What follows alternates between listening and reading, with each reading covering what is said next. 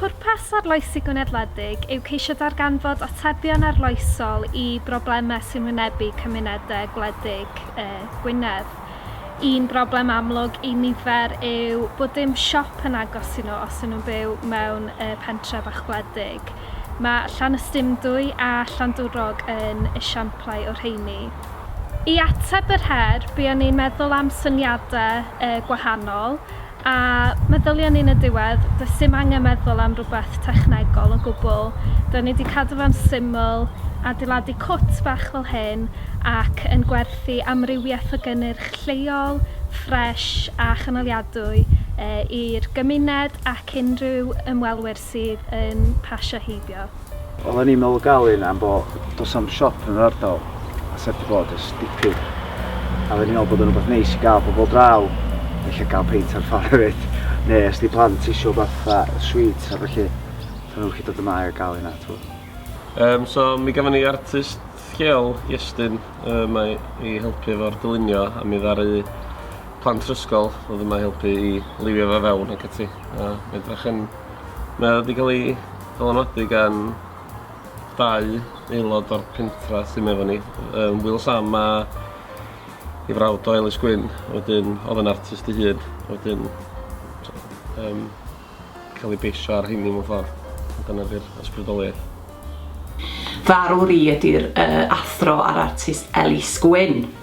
Felly, nes i gael ei estyn i wneud y motorbike, Will Sam wrth gwrs, a wedyn ar y blaen mae'r tirwedd Llanystumdwy o'r bont mwy neu lai copi o un o paintings Arloesi Gwynedd.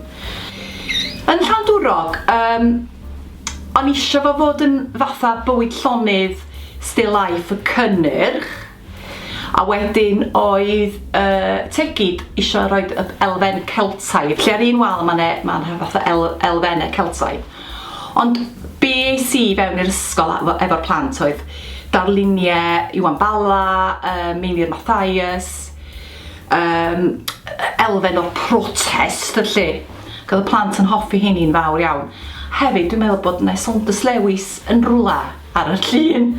Felly elfennau, achos bod Llandwrog yn rwle eitha diwylliedig, gen ti Gerald Llwyddo'n wedi bod yn byw yna, felly oedd hwnna chydig bach yn wahanol.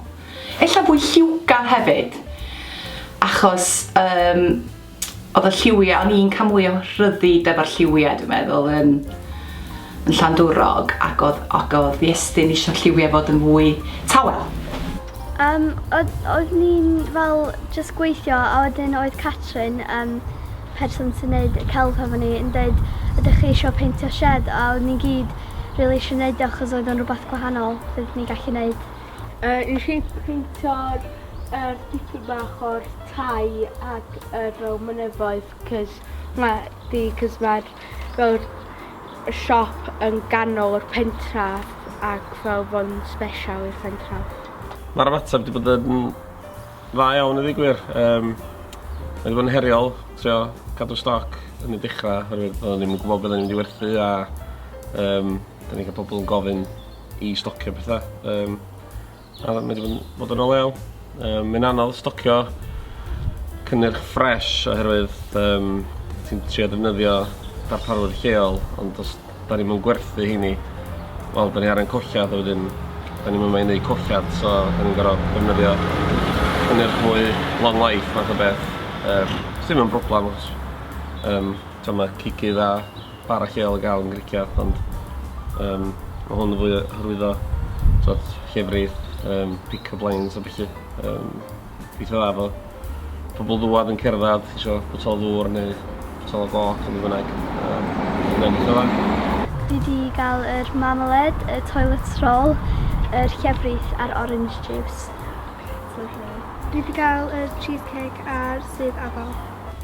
Nes i gael munchies ac juice oren.